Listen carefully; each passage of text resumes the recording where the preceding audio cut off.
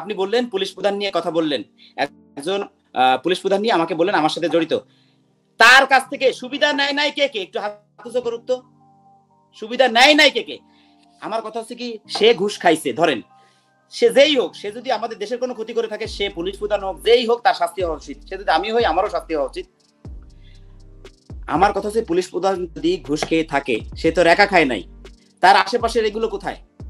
সে কিভাবে দেশ ত্যাগ করলো? এত বড় কেস হওয়ার পরেও কিভাবে দেশ ত্যাগ করলো আমাকে বলেন তো। এত সম্পদ যেহেতু কামাইছে, অবশ্যই সে দুর্নীতি করছে, দুর্নীতি করলে তার শাস্তি হোক। কিন্তু আমার কথা হচ্ছে কি, এই দুর্নীতির সাথে আরো রাঘববল যারা আছে, বড় বড় রাঘববল যারা আছে, তাদেরকেও টেনে বের করা হোক। টাকার ছাগলে লাখার বাগান খাইলো, ওই যে ছাগল কাণ্ডে মতিউর রহমানের মতো লোক, আপনারা তার ছেলে ছাগল কিনছে বিদায় তারা চিনতে পারছেন। এরকম হাজারো মতিউর রহমান আছে কিনা? আমাদের দেশে অন্য কোনো দেশে টাকা চলে বলেন? আমাদের দেশে তো টাকা কনভার্ট করে তারপরে কেনাকাটা করতে হয় নাকি? তাহলে অন্য দেশের ট্রেন আমাদের দেশে কিভাবে ঢুকতে পারে বলেন? বেনজির আহমেদ, তাকে নিয়ে কিন্তু অনেক ধোঁয়াশা। এই পুলিশের যে সাবেক আইজি, এখন অনেকেই বলে যে বেনজিরের নাকি অনেক অবৈধ সম্পদ নাকি আপনার কাছে আছে দুবাইতে। এটা বাংলাদেশের মানুষের কাছে একটা $1 মিলিয়ন কোয়েশ্চেন, যে আসলে আরাব খানের সাথে বেনজির আহমেদের কি সম্পর্ক। তো আজকে আমি চাই যে আপনি আমার দর্শকদের কাছে বিষয়টা ক্লিয়ার করুন, যে আসলে বেনজির আহমেদের সাথে আপনার কি সম্পর্ক। মিলিয়ন ডলারের সম্পদ থাকা এটা তো খারাপ কিছু না, ভালো তো। আমি একটা কথা বলি, আপনাদের গণমাধ্যমের আপনার টিভি চ্যানেলে আমি দেখলাম বেনজির সাহেব সারা জীবন বৈশা 1,78 লাখ টাকা কামাইছে। আপনারাই বলছেন এই কথা, আপনারা বলছেন না? জি, সারা জীবন বসে 1,78 লাখ টাকা সে বেতন পাইছে।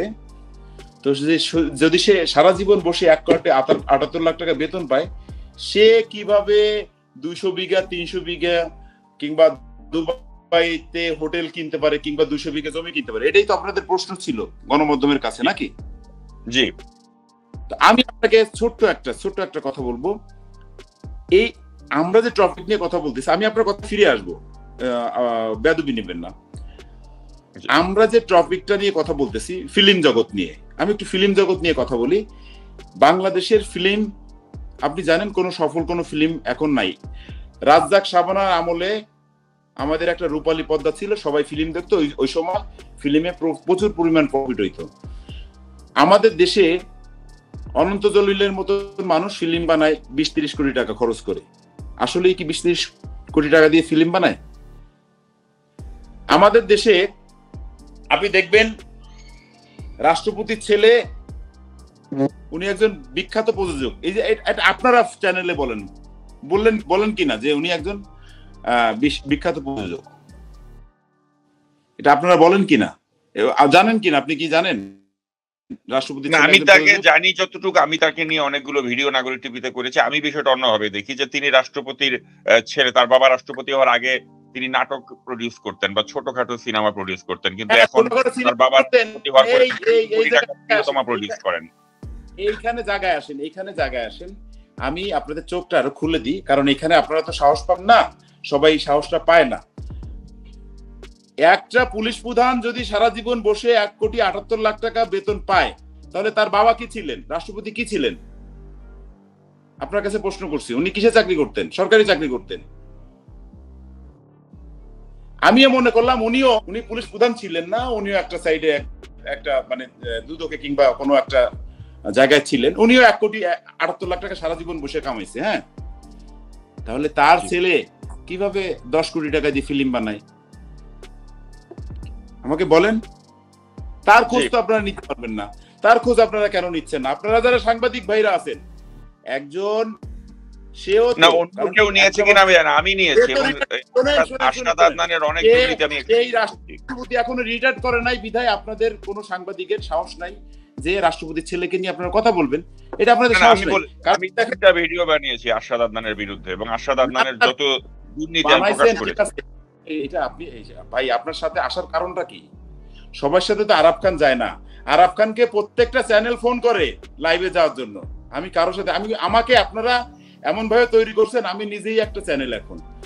তো যাই হোক, আপনি একটা জিনিস দেখেন, তারা বুর্জ খলিফার মতো জায়গায় তারা প্রোমো দিতে চায়, যেখানে একটা ছবি টানাইতে 2-3 কোটি টাকা লাগে। কোথায় এই টাকাগুলো? তার বাপ সারা জীবন বসে 1,78 লাখ টাকা কামাইছে, ঠিক আছে রাষ্ট্রপতি সাহেব। তার ছেলে কিভাবে কোটি কোটি টাকা দিয়ে ফিল্ম বানায় আমাকে বলেন? সেইগুলোর তো খোঁজ কেউ নেয় না। দুদক কোথায় এখন? দুদক কোথায়? ইন্ডিয়ার কোথায়? রাষ্ট্রপতি নিজেই তো যখন দুদকে চাকরি করতেন তিনি তো ঘুষ ছাড়া কাজ করতেন না, তো ওই ঘুষখোর লোকটাই তো আজকে রাষ্ট্রপতির পদে বসে গেছেন। এখন তার ছেলে প্রিয়তমা ছবি বানাতে 3 কোটি টাকা খরচ করে, তো এই 3 কোটি টাকা তিনি কোথা থেকে পেলেন? তার বাবা রাষ্ট্রপতি হওয়ার আগে তো তিনি 1 কোটি টাকা বাজেটেও তো ছবি বানাতে পারতেন না, এখন বাবা রাষ্ট্রপতি হওয়ার পরে 3 কোটি টাকা ছবি করে। তুফান ফিল্মের আমি এটা শুনতেছি, এটার অ্যাডভার্টাইজমেন্ট নেই নাকি 5 কোটি টাকা খরচ করছে। কোথায় এই টাকাগুলো কোথা থেকে আসে? আপনারা যে কথা বলেন, আমি এটা বলবো যে আমাদের গোড়ায় গন্ডগোল। আমাদের দেশে আপনি বললেন পুলিশ প্রধান নিয়ে কথা বললেন, একজন পুলিশ প্রধান নিয়ে আমাকে বললেন আমার সাথে জড়িত। তার কাছ থেকে সুবিধা নেয় নাই কে? একটু হাত উঁচু করুক তো। সুবিধা নেয় নাই কে? আমার কথা হচ্ছে কি, সে ঘুষ খাইছে, ধরেন সে যেই হোক, সে যদি আমাদের দেশের কোনো ক্ষতি করে থাকে, সে পুলিশ প্রধান হোক, যেই হোক, তার শাস্তি হওয়া উচিত। সে যদি আমি হই, আমারও শাস্তি হওয়া উচিত। আমার কথা হচ্ছে পুলিশ প্রধান যদি ঘুষ খেয়ে থাকে, সে তো রেখা খায় নাই, তার আশেপাশের এগুলো কোথায়? সে কিভাবে দেশ ত্যাগ করলো? এত বড় কেস হওয়ার পরেও কিভাবে দেশ ত্যাগ করলো আমাকে বলেন। আমাদের দেশে তো সব জায়গায় প্রবলেম, সব জায়গায়। আমাদের দেশ এমনই একটা দেশ যে দেশে ঘুষের দায়ে, মানে একজন মানুষ ঘুষের দায়ে অপরাধী, সেইখান থেকেও মানে তার বাঁচতে হইলে ঘুষ দিয়ে বাঁচতে হয়। তার মানে কি বুঝলেন? ঘুষের দায়ে তার নামে মামলা হয়েছে, সে অপরাধী, আর সেইখান থেকে বাঁচার জন্য ঘুষ দিয়ে সে বাঁচছে। তা আমাদের দেশ হচ্ছে এইটা, বুঝতে পারছেন? তো আপনি যে বেনজি সাহেবের কথা বললেন, যে একটা পুলিশ প্রধানের কথা বললেন যে তার টাকা আমার কাছে, তার অনেক সম্পদ, অঢল সম্পদ আমার কাছে। তো আমি তো এই যে আপনারা কথায় কথায় খবরে বলেন পলাতক আরাফ খান, আমি তো জীবনও কোনোদিন, আমি সবসময় পদ্মায় রয়েছি, সবসময় আপনাদের যাতে সামনে রয়েছি। কখনো তো আমি লুকাই থাকি নাই, কখনো তো পলায় থাকি নাই। আমার বিরুদ্ধে দুদক, তারপর এনবিআর ওরা তদন্ত করছে, তদন্ত করে 1 টাকা আমি বাংলাদেশ থেকে নিয়ে আসছি। এই পর্যন্ত আপনি শুনছেন যে বাংলাদেশ থেকে 1 টাকা আরাফ খান নিয়ে আসছে, কিংবা আরাফ খানের নামে 1 টাকার মানে কোনো ব্যাংকের লোন আছে? আর 100 কোটি 200 কোটি 1 কোটি টাকা এক বস্তা হয়। 100 কোটি টাকা তো মাথায় করে আনা যাবে না, তাই না? এটা তো ব্যাংক থেকে লোন আনতে হবে, নাইলে হচ্ছে আমার কোনোভাবে চাঁদাবাজি করতে হবে, ঘুষ খেতে হবে, এরকম ভাবে টাকা কামাইতে হবে। কারণ আমি তো 6-7 বছর বাংলাদেশেই না। তো এই যে যারা গুজব ছড়ায় একজন পুলিশ প্রধানরে নিয়ে, কারণ কি তার বাড়ি আমার বাড়ি এক জায়গাতে, এইটা পুলিশের একটা মানে খারাপ সম্পর্ক, এইখানে আমার সাথে জড়িয়ে তার নাম খারাপ করা হচ্ছে। আর সে যদি, আমার কথা হচ্ছে কি যে তার সম্পদ যদি আমার কাছে থাকে, যদি আমার কাছে তার সম্পদ থেকেও থাকে, একজন মানুষের সাথে একজন মানুষ বিজনেস করতে পারে, হ্যাঁ, বিজনেসে তার সাথে বিজনেস পার্টনার হইতে পারে, তার একজনের সম্পদ একজনের কাছে বিজনেস পার্টনার হিসেবে থাকতে পারে, এটা অনেক দোষের কিছু না। আমার কথা হচ্ছে এটা পুলিশ প্রশাসন তদন্ত করুক, তদন্ত করে বের করুক আমার কাছে কারো টাকা আছে কিনা, কিংবা আমি কারো টাকা খাইছি কিনা। যে এটা আমি তো দুবাই থাকি। চেনেন বেনজির আহমেদের সাথে কি আপনার পরিচয় আছে? উনি পরিচয় কি, গোপালগঞ্জের মানুষ, আমিও গোপালগঞ্জের মানুষ, সেই ক্ষেত্রে আমি ওনাকে জানি, এই এতটুকুই। আচ্ছা, কিন্তু এমনি আপনাদের ব্যক্তিগত ওঠা বসা নেই, বা তার সাথে আপনার ওইভাবে কোনো মানে একসাথে বসে কখনো চা খাওয়া হয়নি? অনেক মানুষ ছবি পোস্ট করতো, অনেক কথাবার্তা পোস্ট করতো, তার সাথে যদি আমার কোনো সম্পর্ক কি থাকতো। তা আমি দেখেন, আমি বলতেছি না যে বেনজির সাহেব ভালো লোক, হ্যাঁ, আমি যতটুকু দেখছি টিভি চ্যানেলে যে অঢেল সম্পদের মানে এই সম্পদ তো সে বাড়ি থেকে নিয়ে আসে নাই। একটা সময় আমাদের গোপালগঞ্জের বেশিরভাগ মানুষ আমরা দিন আনতাম, দিন খাইতাম। আমি একবেলা খাইতে পারি নাই। আমি টাকার অভাবে ঢাকায় চলে গেছি। তো আমার আশেপাশের মানুষকে আমি দেখছি, ঠিক আছে? তো এত সম্পদ যেহেতু কামাইছে, অবশ্যই সে দুর্নীতি করছে, দুর্নীতি করলে তার শাস্তি হোক। কিন্তু আমার কথা হচ্ছে কি, এই দুর্নীতির সাথে আরো রাঘব বল যারা আছে, বড় বড় রাঘব বল যারা আছে, তাদেরকেও টেনে বের করা হোক। দেখেন, এই যে মতিউর রহমান 1 টাকার ছাগলে লাখার বাগান খাইলো, ওই যে ছাগল কাণ্ডে মতিউর রহমানের মতো লোক, আপনারা তার ছেলে ছাগল কিনছে বিদায় তারা চিনতে পারছেন। এরকম হাজারো মতিউর রহমান আছে কিনা? কই, আপনারা তো তার খোঁজ বের করেন না। কি জন্য বের করবেন? কারণ মতিউর রহমানের মতো লোক কোনোদিন বের হতো না যদি আপনারা মিডিয়া ভাইরা এটার পিছিয়ে উঠে পড়ে না লাগতেন। এরা করে কি, এরা 1 টাকা খাইলে 2 টাকা উপরে দেয়, ডাইনে দেয়, বামে দেয়, কারণ সবাই মিলে খায়, এই জন্য এদের নাম কখনোই আসে না। মাঝে সাঝে এরকম ভাইরাল হইলে কারো যদি কপালে বিপদ ডেকে আসে, তার কপালে এরকম হয়। আমি একটা কথা বললাম না, আজকে দেখেন রাষ্ট্রপতি সে রিটায়ার করে না বিধায় তার ছেলে 100 কোটি টাকা দিয়ে ফিল্ম মারাইলে কোনো ধরনের কোনো কিছু যায় আসে না, কোনো দুদক খোঁজ নিতে যাচ্ছে না। আবার এই রাষ্ট্রপতি যখন দেখবেন রিটায়ার করবে, তখনই কিন্তু তার ছেলেকে কিংবা তাকে সবাই আগে, আপনি তো তারা ক্ষমতায় থাকা অবস্থায় বলতেছেন যে আপনি নিজের মুখেই বললেন সে ঘুষখোর ছিলেন, এবং ঘুষখোরের কাজ আর কি হবে ঘুষ খাওয়া ছাড়া। তো আপনারা যারা মিডিয়া কর্মী আছেন, যারা পুলিশ প্রশাসন আছেন, যারা উচ্চ পদে কর্মকর্তা আছেন, আপনারা এইগুলো কেন খোঁজ করেন না যে একটা ফিল্ম বানাচ্ছে 10 কোটি টাকা 20 কোটি টাকা দিয়ে, এই কথা বলে বিদেশে টাকা পাচার করতেছে, আর এই টাকাগুলো কাদের? এই টাকা তো আমাদের সাধারণ জনগণের এবং প্রবাসীদের। প্রবাসীরা যদি রেমিটেন্স না পাঠাইতো, আজকে বাংলাদেশ শ্রীলঙ্কার মতন মানে হয়ে যেত। আজকে প্রবাসীরা রেমিটেন্স পাঠায়, আজকে প্রবাসীদের জন্য আজকে আমাদের দেশটা এখনো ভালো পর্যায়ে টিকে আছে। আমাদের দেখেন, আপনারা এক একটা কাণ্ড তুলে নিয়ে মানে শুরু করেন, কি ছাগল কাণ্ড, আসেল ভাইপার কাণ্ড, মাঝখান থেকে আমাদের দেশ বিক্রি হয়ে যাচ্ছে আরেকটা দেশের কাছে। হ্যাঁ, কোনোদিন দেখছেন একটা দেশের মাঝখান থেকে আরেকটা দেশের, আমাদের এটা দেশ কি সেনজেন দেশ? আমাদের দেশের সাথে কি কোনো দেশের সাথে কোনো সম্পৃক্ত আছে? আমাদের দেশে অন্য কোনো দেশের টাকা চলে বলেন? আমাদের দেশে তো টাকা কনভার্ট করে তারপরে কেনাকাটা করতে হয় নাকি? তাহলে অন্য দেশের ট্রেন আমাদের দেশে কিভাবে ঢুকতে পারে বলেন? আপনারা কিভাবে একটা ইস্যু ভাইরাল করে, মানে সাংবাদিক ভাইরা যারা কিভাবে একটা ইস্যু ভাইরাল করে বড় বড় জিনিস ধামাচাপা দেওয়া যায়, এটাই হচ্ছে চেষ্টা করে। এটা হচ্ছে আমাদের বাংলাদেশের, আমি বললাম না যে 95% সাংবাদিক তারাই এই কাজটা করে। 5% সাংবাদিক, আপনাদের মতন সাংবাদিক আছে বিধায় কিন্তু এখনো দেশ আছে। কারণ কি দেখেন, একটা দেশের বড় জায়গা সাংবাদিকরা হ্যান্ডেল করে, বড় জায়গা। কারণ কি একটা দেশের ভাবমূর্তি তুলে ধরে সাংবাদিকরা, একটা দেশকে নামাইতে পারে সাংবাদিক, একটা দেশকে উঠাইতে পারে সাংবাদিক। এরা কারা? এরা ভালো সাংবাদিক। আজকে রাষ্ট্রপতির ছেলের মতন মানুষ 10 কোটি 20 কোটি টাকা দিয়ে ফিল্ম বানায়, এটার খোঁজ আপনারা নিচ্ছেন না। কোন পুলিশ প্রধান 1 কোটি 78 লাখ টাকা সারা জীবনে কামাইছে, সে এত কোটি টাকা নিচ্ছে, একজনের নিয়ে আপনারা পড়ে আছেন। এরকম হাজারো জন আছে, সবাই তুলে ধরুন।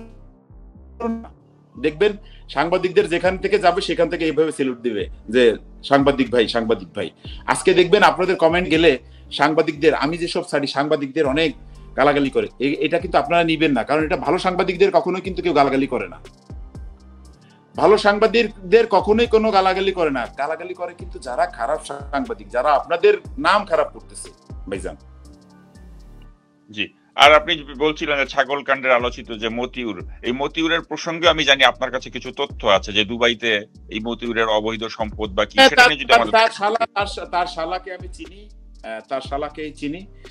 তাদের এখানে সুপার মার্কেট আছে, তাদের এখানে হোটেল বিজনেস আছে। মতিউর আমার একদম আনুমানিক ধারণা প্রায় 1 থেকে 1.5 কোটি টাকা সম্পত্তি এখানে তার শালার নামে আছে। তার শালাকে আমি চিনি, ব্যক্তিগতভাবে চিনি। তার শালা আমার এখানে আসছে, মাঝে একটা বিপদ নিয়ে আসছে। তো এইখানে দেখেন, একজন মতিউর রহমানের মতন একজন লোক, সে বেতন পায় হচ্ছে 80,000 টাকা, 80 থেকে 90,000 টাকার বেতন পায়। সে দুবাইয়ের মতো জায়গায় 1 থেকে 1.5 কোটি টাকা ইনভেস্ট করে। 100 থেকে 1.5 কোটি টাকা ইনভেস্ট করতে পারে। তাহলে আপনারা এটা বুঝুন যে এরকম হাজারো মতিউর রহমান আছে, এদের বের করতে হবে, এদের টেনে বের করতে হবে। তার মেয়ে কানাডাতে, আপনি দেখছেন একটা ভাইরাল হয়েছে, তার মেয়ে কানাডাতে 5-7 কোটি টাকার গাড়ি চড়ে এবং 2-3 মাস পরই তার গাড়ি চেঞ্জ করে। আমাদের বাংলাদেশের জিডিপির অবস্থা কেন খারাপ? আমাদের দেশের টাকা যদি সব পাচার করে বাইরে পাঠান, তাহলে কি হবে? এর থেকে কি হবে বলেন? আমার কাছেই তো দুবাইতে আমার কাছে প্রায় 200 মানুষের লিস্ট আছে।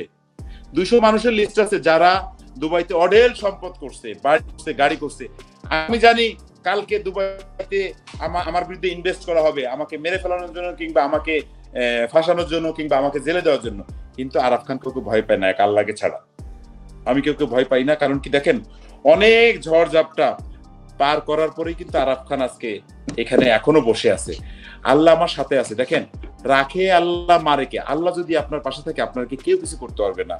তো আমি আস্তে আস্তে এই নাগরিক টিভির মাধ্যমেই আমি সবার মুখোশ উন্মোচন করবে এক এক করে, দেখবেন ইনশাআল্লাহ, কথা দিলাম। এবং আমি আমরা অনেক এমন তথ্য দিব, এই যে 200 জনের কথা আপনার কাছে তালিকা আছে, এরকম 200 জনের থেকে শুরু করে যারা যারা দুবাইতে অবৈধভাবে টাকা ইনভেস্ট করেছে, আমি আশা করব যে আপনি আগামী দিনগুলোতে এদের মুখোশ আমাদের মাধ্যমে দর্শকদের কাছে উন্মোচন করে দেবেন, তাহলে কিন্তু দেশবাসী আপনাকে কৃতজ্ঞতার সাথে স্মরণ করবে।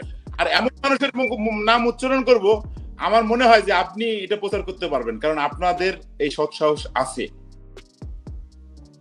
জি, তো আমরা নিশ্চয়ই আরাফ খান, আমরা সেটা চাই যে আপনার মাধ্যমে, যেহেতু আপনি দুবাইতে আছেন এবং দুবাইতে অনেক প্রভাবশালী একজন ব্যক্তি আপনি, তো সেই হিসাবে আমরা আশা করব যে আপনার মাধ্যমে এই দুবাইতে যেসব দুর্বৃত্ত বাংলাদেশ থেকে গিয়ে অবৈধভাবে টাকা পাচার করে একটা সম্পদের পাহাড় গড়েছে, এদের মুখোশটা আপনি উন্মোচন করে দেন, তাহলেই কিন্তু এই দেশ ও জাতি আপনার প্রতি কৃতজ্ঞ থাকবে। আর অ্যাপার্ট ফ্রম দ্যাট, আপনাকে নিয়ে যত ধরনের বিতর্ক বা যা কিছুই অতীতে হয়েছে কিনা, আমি মনে করি সেগুলো একেবারেই ধামাচাপা খেয়ে যাবে যদি আপনি দেশের জন্য কাজ করেন, মানুষের জন্য কাজ করেন। রাজপথে আবারও সক্রিয় হতে চাইছে বিএনপি। আন্দোলন কর্মসূচি নিয়ে ফের মাঠের তৎপরতা বাড়ানোর চেষ্টা করছে দলটি। এরই অংশ হিসেবে প্রথম দফায় বিএনপির চেয়ারপারসন বেগম খালেদা জিয়ার মুক্তির দাবিতে 3 দিনের কর্মসূচি ঘোষণা করেছে বিএনপি। এরপর আবারও নতুন কর্মসূচি দেওয়া হবে, তবে সেই কর্মসূচি এখনও নির্ধারিত হয়নি। ঘোষিত 3 দিনের কর্মসূচি সফল করতে ব্যাপক তৎপরতা চালাচ্ছে নেতারা। এজন্য নেওয়া হয়েছে নানা পরিকল্পনা ও কর্মকৌশল। ঢাকায় বিভিন্ন ওয়ার্ড এবং থানায় থানায় যৌথ সভা এবং কর্মী সভার পাশাপাশি ব্যক্তি উদ্যোগেও নেতাকর্মী ও সমর্থকদের কাছে বার্তা দেওয়া হয়েছে। পাশাপাশি ঢাকা বিভাগের জেলাগুলোতেও আজ নয়াপল্টনে সমাবেশে সর্বোচ্চ কর্মী নিয়ে অংশগ্রহণ করার নির্দেশনা দেওয়া হয়েছে। নির্দেশনা অনুযায়ী জেলা বিএনপি ওয়ার্ড ও থানার নেতাকর্মীদের যৌথ সভা এবং বৈঠক করেছেন। এদিন শুধু নয়াপল্টন নয়, এর আশেপাশে এলাকায়ও লোক সমাগম করার চিন্তা রয়েছে। সমাবেশে ব্যাপক লোক সমাগমের মাধ্যমে বড় শোডাউন করতে চাইছেন দলের সর্বোচ্চ হাইকমান্ড। এর মধ্য দিয়ে দেশে বিদেশে খালেদা জিয়ার মুক্তির বিষয়ে স্পষ্ট বার্তা দিতে চায় দলটি। গত 28 অক্টোবর নয়াপল্টনে বিএনপির সমাবেশে এবং নির্বাচনকে ঘিরে আন্দোলনের গতি হারানোর পর এক ধরনের হতাশা তৈরি হয় নেতাকর্মীদের মাঝে। এই অবস্থায় তৃণমূলদের নেতাকর্মীদের আবারও উজ্জীবিত করে মাঠে ফেরানোর জন্য নানা তৎপরতা শুরু করেছে বিএনপির হাইকমান্ড। বিএনপির মহাসচিব মির্জা ফখরুল ইসলাম আলমগীর বলেন, বেগম খালেদা জিয়ার মুক্তির আন্দোলন জোরদার করা হবে। এই দাবি জনগণকে সঙ্গে নিয়েই করছি, আর আন্দোলন হবে জনগণকে সঙ্গে নিয়েই। খালেদা জিয়াকে তার প্রাণ রক্ষা করা, তাকে মুক্ত বাতাসে রাজনীতি করার সুযোগ সৃষ্টি করার জন্য জনগণ আপ্রাণ চেষ্টা করবে এবং আন্দোলনে ঝাঁপিয়ে পড়বে। এই মুক্তির আন্দোলনের সঙ্গে আপাময় জনগণ একাত্মতা হবেন। আর যারা যুগপৎ আন্দোলন করছেন তারাও বেগম খালেদা জিয়ার মুক্তির কথা বলছেন। রাজধানী এভারকেয়ার হাসপাতালে চিকিৎসাধীন দলের চেয়ারপারসন বেগম খালেদা জিয়ার মুক্তির দাবিতে গত বুধবার 3 দিনের সমাবেশ কর্মসূচির ঘোষণা করে বিএনপি। কর্মসূচিগুলোর মধ্যে রয়েছে বেগম খালেদা জিয়ার নিঃশর্ত মুক্তির দাবিতে আজ দেশের মহানগরগুলোতে এবং 3 জুলাই জেলা সদরগুলোতে সমাবেশ করবে দলটি। বিএনপির সিনিয়র 5 নেতার সঙ্গে কথা বলে জানা গেছে, খালেদা জিয়ার ইস্যুতে কর্মসূচির মধ্য দিয়ে সারা দেশের দলের নেতাকর্মীদের আবারও চাঙ্গা করতে চায় বিএনপি। এর মধ্য দিয়ে দলের সক্রিয় ও হতাশগ্রস্ত নেতাকর্মীদের রাজপথে ফিরিয়ে আনতে চায় তারা। এর বাইরে দ্রব্যমূল্যের ঊর্ধ্বগতি, গ্যাসের দাম বৃদ্ধি, সরকারি কর্মকর্তা কর্মচারীদের দুর্নীতি, জনসম্পৃক্ততামূলক কর্মসূচির চিন্তা করছে দলটি। প্রিয় দর্শক, এতক্ষণ ধৈর্য ধরে ভিডিওটি দেখার জন্য আপনাদেরকে অনেক অনেক ধন্যবাদ। ভিডিওটি লাইক, কমেন্ট ও বেশি বেশি শেয়ার করুন। এরকম ভিডিও পেতে চ্যানেলটি সাবস্ক্রাইব করে আমাদের সঙ্গে থাকুন। আসসালামু আলাইকুম।